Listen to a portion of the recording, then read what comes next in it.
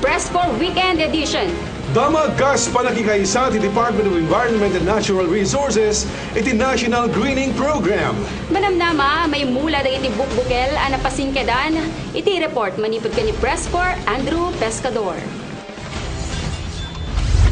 Gaspan nakikooperar ti National Greening Program nga may saysayang kat. Dito'y asinungbatan ti Department of Environment and Natural Resources may papan ti panagmulaan. Daytoy nga adang tinasao nga ahensya iti gobyerno ket babaen ti panangiyetnag a panangipakaammo ti Officer in Charge iti Provincial Environment and Natural Resources Officer Benjamin Abukay. Use uswat mi din yung second phase wano may kadwa nga tawent nga panaka i-implement daytoy National Greening Program nga isaysayangkat ni Apo Presidente Noynoy Aquino. Kat dayti tawen nga 2012 kat adadaya target tayo manin nga mulaan nga ektarya manipod nga imula kadagiti na dumaduma nga public forest iti probinsya ti Ilocos. At madamang isagsaga namin ng iti papeles na tapnoin kami kandak iti makungkuna nga public bidding.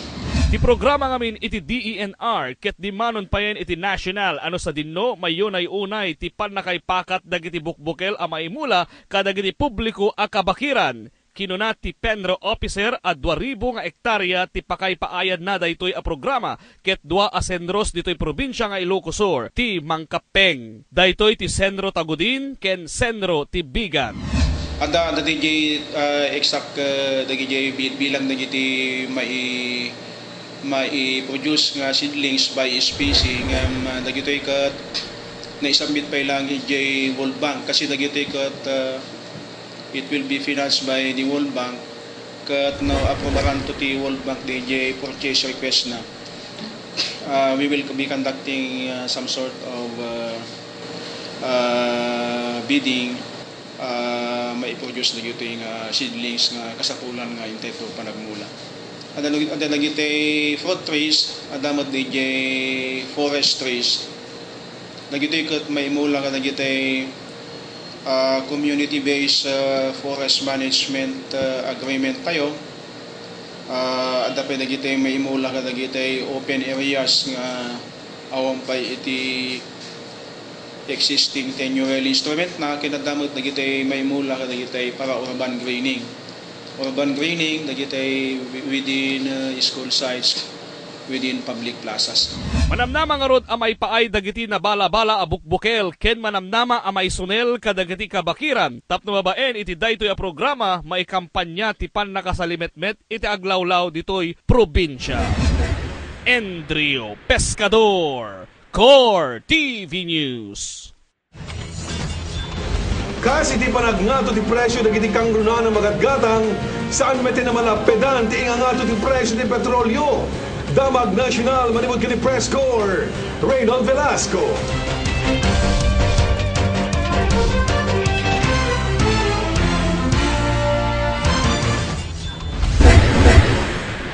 Dinepensan di Department of Energy dadang dagiti oil companies nga umato di presyo di gasolina itay parbangon. Kinuna ni Energy Secretary, spokesman Undersecretary Layog, nupan panunuten. Nangat-ngato pa nga amang ti kalkulasyon na ti panagnato ti krudo.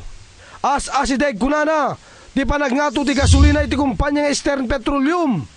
Namnamayan intong Domingo nga agkuti ti presyo ti produkto ti petrolyo. Imuna kada ito'y ngimato ti 1.50 kada litro ti diesel ken 1.75 ti kada litro ti gasolina iti kumpanya nga Eastern Petroleum. Alas 6 ti bigat ti Miyerkules, nagigid ng imato ti piso ti kada litro ti gasolina, diesel ken kerosene ti kumpanya Chevron, Petron, Total ken Flying Bee.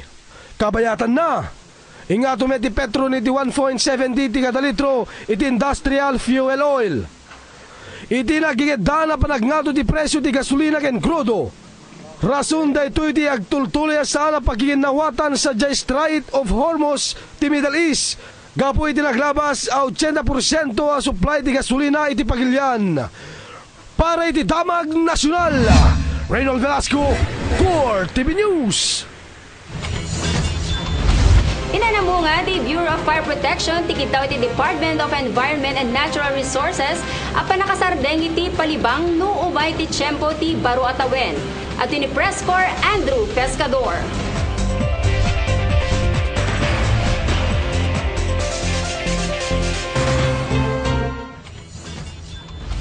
Inanamungan iti biyang ti Bureau of Fire Protection tikid daw iti Department of Environment and Natural Resources at total ban kadag iti palibang babaen ti panagsarita ti Provincial Chief Operation Senior Fire Inspector Edgar Kilana.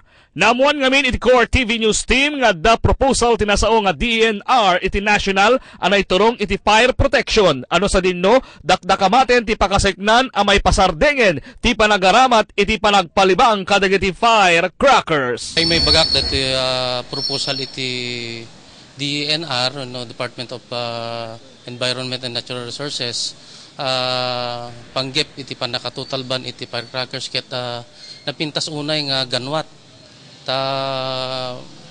Uray no isuman iti talaga nga usual practice iti tatao iti pinagusaran iti firecrackers ket mangtedmet iti didigra wenno panakadundunor kadagiti hanlang panakadundunor diket panakapukaw pa iti properties tayo. So nga dito ganwat na dito talaga nga napintas nga suportaran iti buong nga Bureau of Fire Protection kasi inline dito DJ kung kuna tayo nga campaign mimet nga DJ Oplan Iwas Paputok nga tinawen-tawen nga may implementar. So nga da kami police support no syaklaeng nga mang pampanunot dapat deta nga campaign iti DNR ket suportaran nga buong buo iti Bureau of Fire Protection. Kat may linya kami DJ Kwame Oplan Iwas Paputok. May papan ngamin iti issue iturong na ti saanen nga garamat ti palibang iti tiyempo ti Baro nga tawen kasinungbatan ti Provincial Environment and Natural Resources Officer Benjamin S. Abukay. May panggap dito baning wano panlakay ipawil iti panaggamit iti paputok. Dito kat mahon ko nga this is a national issue.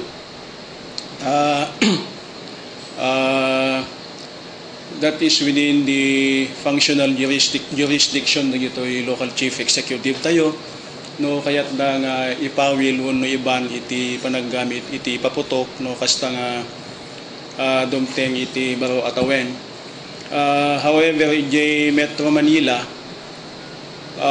the time period nga from December 31st up to January 1st 2012 na find out anda nga kaslang mato iti dagiti pollutants wano particulate manipod ka dagiti airshed nga pagmeasurean iti level iti toxic wano presence of toxic materials iti angin nga dagiti ket patapatain da nga nagkapuran dagiti adu nga naipaputok wano chemicals nga ginubuay dagiti paputok nga nasinjan iti panahon iti Baro nga tawen. However, anda di kasla recommendation ni Apo Secretary Pahe nga no adalagi adalagi kasla recommendation da nga no adanto ti pagnunuman dagiti national agencies mabalin nga ti DNR i-regulate na won i-limit na lagi panaka-manufacture when no panaka-import dagitoy raw materials nga pagaramid iti paputok. Agpapan nga rod kadagitoy ket awan pa iti napasingkedan a panagsardeng ti panagpalibang kadagiti firecrackers ta inalalaeng ti Core TV News Team ti pagtaktakderan ti dua nga ahensya. Andrew Pescador, Core TV News. Indayon iti beneg ti ay ayam.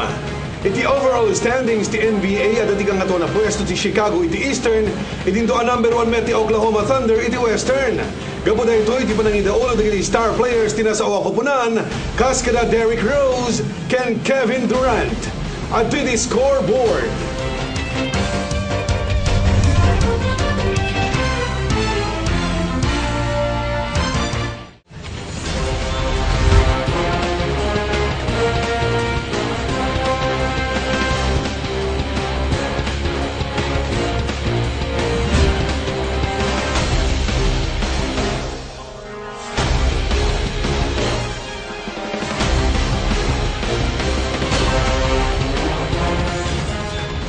Gagayang kan kakabsat, dahil natin pakabuklan, nagiti damag ang nasagap ti Core TV News Team, iti dayto alawas. Damag na kumpleto kaya detalyado. Ginganan tun sumarunong edisyon, iti dayto yung programa tayo.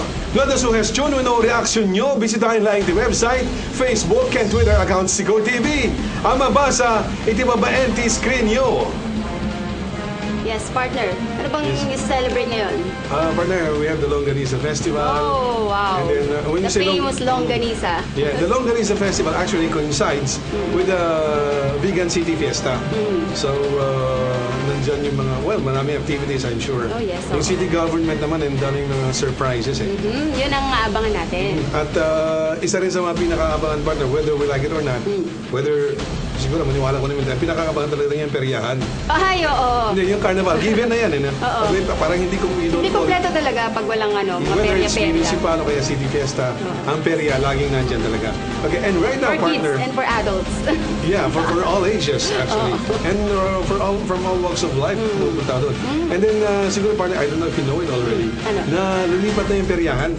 Originally dito sa Solid West, and right Nasaan now na? dun sa San Julian Sur. Oh, From west to east.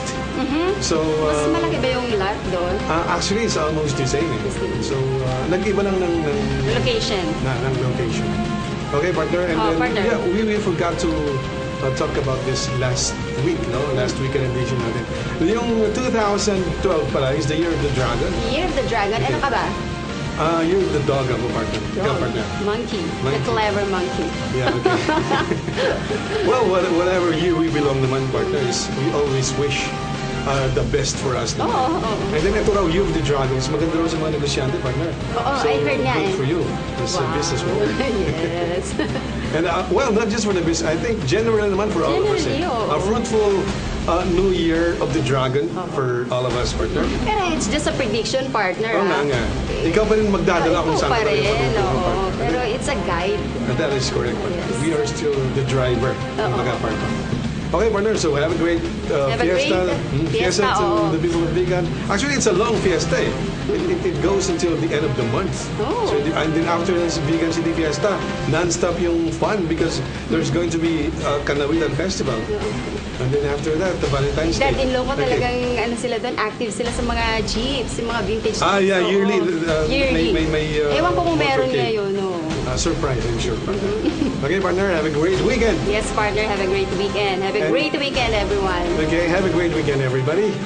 Partner, To'y pagayam yo, Marisa Adoba Sagdepa. kento'y pagayam yo, Eddie Calizo.